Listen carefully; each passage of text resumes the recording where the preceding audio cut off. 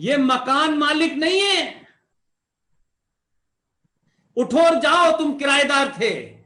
मकान मालिक सनातनी है, मकान मालिक हम हैं। गुलाम नबी आजाद, आजमी साहब, जावेद अख्तर, नसरुद्दीन शाह और ये तमाम मक्कार जो घूमते हैं छोटे भाई का पजामा बड़े भाई का कुर्ता पहने हुए। तुम्हारा वक्त गया। तुमने जो कुछ इस देश के साथ खिलवाड़ करनी थी कर ली। तुमने सत्ता के साथ गुपचुप किया। अब इस देश का एक एक आदमी तय कर रहा है। इसलिए सुरेश के चौहान से समस्या हो रही है कि ये उन चीजों को उजागर कर रहा है जो कि खामोशी से पड़ी हुई थी। इसलिए मेरठ में मंजूर नाम का एसपी दंगा कराता है। इसलिए हम उन चीजों को छुपा जाते हैं। इसलिए मैंने कहा कि सवाल एक नहीं है, सवाल कई सारे हैं। इसलिए मैंने कहा कि यही देश है। जिस तरफ सुरेश के चौहान ने सवाल उठाया है उसकी जीती जागती आपको मिसाल देता हूं। ये आईआरएस बनते हैं, ये जुडिशरी सर्विस में जाते हैं, ये एसपी बनते हैं।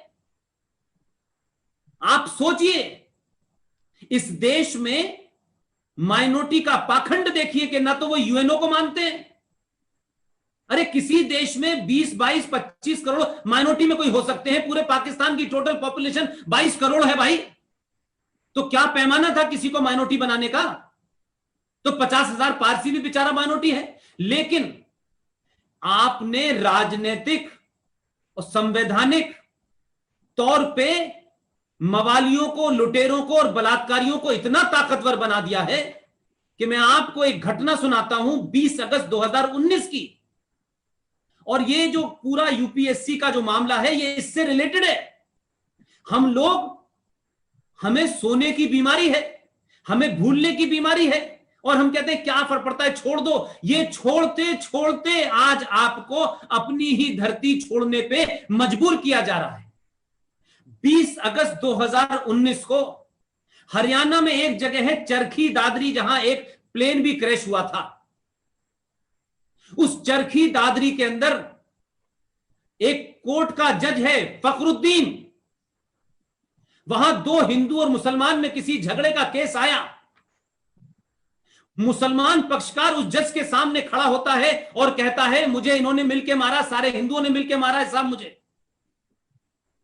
फखरुद्दीन नाम का जज, जो उस जज की कुर्सी पे बैठा है, जो शपथ लेके बैठा हुआ है, राजलक्ष्मी जी, उसके अंदर का जो जिहाद है, उसके अंदर का जो निजाम मुस्तफा है, उसके अंदर का दारुल हरब से दारुल इस्लाम बनाने का जो एजेंडा साइलेंट चल रहा है, उसने मालूम है कोर्ट में खड़े होकर के क्या कहा? उसने अपने मुवक्किल मुसलमान उस आदमी से कहा जो कंप्लेन लेके आया था, मैं अंग्रेजी में बताता हूं आपको। उसने कहा bolt on Muslims for being beaten up. तुम्हारे मुसलमान होने पे शर्म है मुझे, तुम्हें धब्बा है। Get the pistol, I will take care of rest. वो हिंदी में यह कहता है उस मुसलमान से कि तू पिट के आ गया, तुझे गोली मार देनी चाहिए थी। मैं यहां बैठा है ना तेरा भाई, मैं देख लेता। ये इस देश में जुडिशरी में बैठा हुआ एक जज बोलता है। लेकिन सेकुलरिज्म नहीं होता इसमें मॉडर्निज्म है, इसमें लिबरलिज्म है। इसलिए यह घटना सिर्फ मात्र एक इशारा भर है। मुझे मालूम है, मैं उस परिवार को जानता हूं। हुमायूं कबीर का बेटा इस देश में चीफ जस्टिस बना। ये छोटी छोटी घटनाएं हैं जो उठाने नहीं देना चाहते। इसलिए हर आदमी चाहता है घटनाएं उठाओ तो, लेकिन ऐसी घटनाएं मत उठाओ जिससे हमें नुकसान हो। लिहाजा उसमें क्या किया गया, अल्तमश कबीर ने जिस दिन वो रिटायर हुए हैं उस दिन उन्होंने 2 फैसले दिए। जाने से पहले वो फैसले आ गए थे। पैसे की रकम मत पूछिए, अब तो जिंदा नहीं है, चले गए बेचारे, अल्लाह को प्यारे हो गए। करोड़ों रुपए की रिश्वत देकर के मेडिकल के ऊपर और बॉम्बे की बार डांसर के ऊपर उन्होंने फैसला दिया।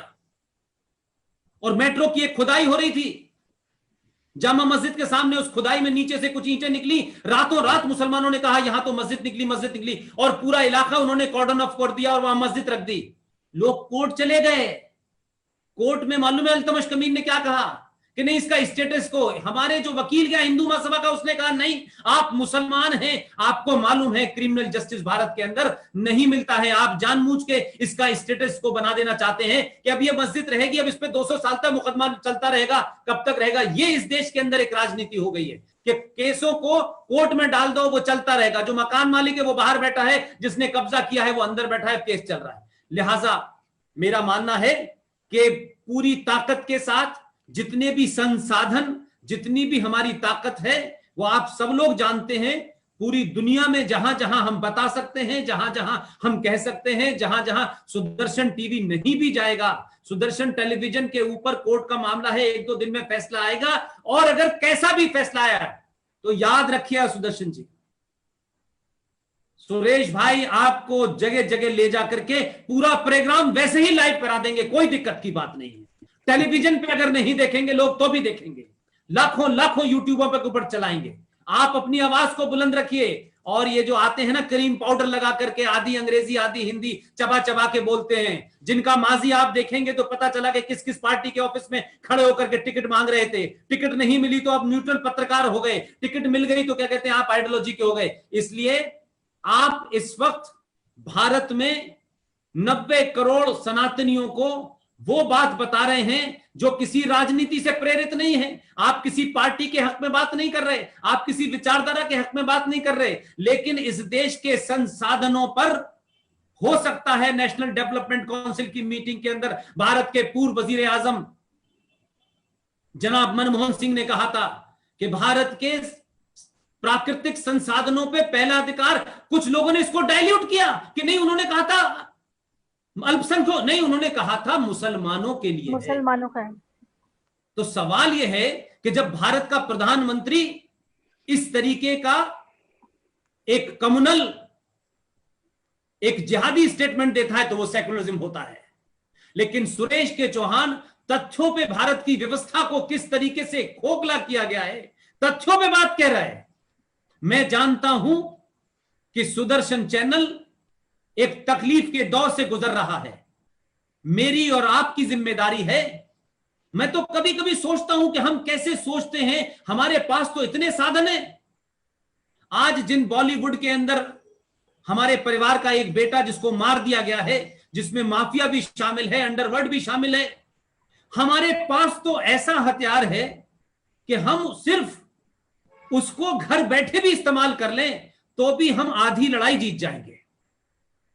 इस देश में इन जिहादियों की फिल्मों को देखता कौन है?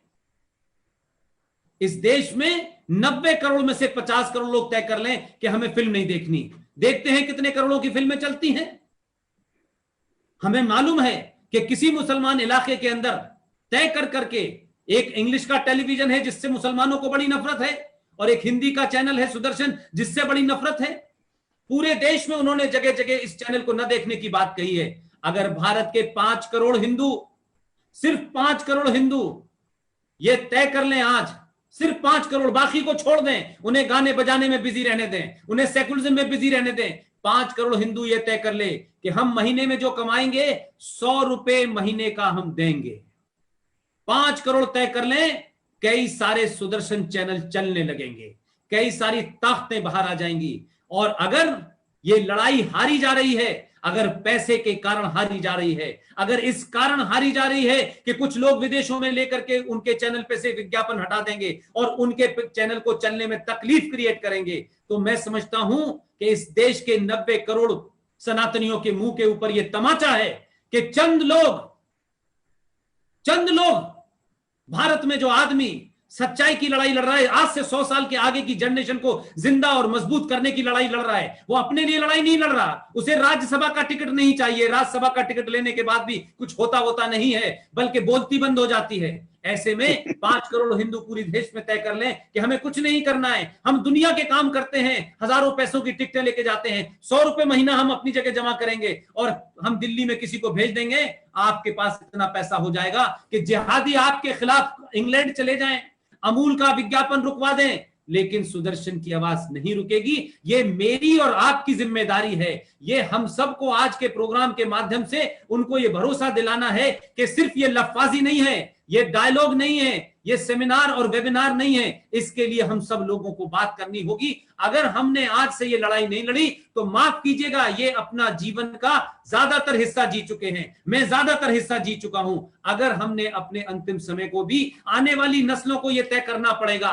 कि वो बुर्खा पहनेंगी या टोपी लगाएंगी। अगर हम ये तय नहीं कर पाए तो याद रखिएगा, आने वाली नस्लें भी हमें उतना ही गाली देंगी जितना हम पहले वालों को देते हैं कि उन्होंने पाप किए, घनघोर पाप किए, और आज हमारे जीवन में हमारा आधा समय उनसे लड़ने में जा रहा है। अगर एक सुरक्षित भविष्य चाहते हैं आप कि एक सनातनी अपने मन से जो करना चाहता है कर सके, वो कहां गाना गाना चाहता है कर, वो शास्त्रीय संगीत सीखना चाहता है तो सीखे। लेकिन हम जानते हैं कि संगीत में भी जिहाद है, फिल्मों में भी जिहाद है, हम जानते हैं यूनिवर्सिटी में भी जिहाद है, हम जानते हैं लिटरेचर में भी जिहाद है, इतिहास में भी जिहाद है। इस जिहाद को लड़ने के लिए जिहादी बनना पड़ेगा।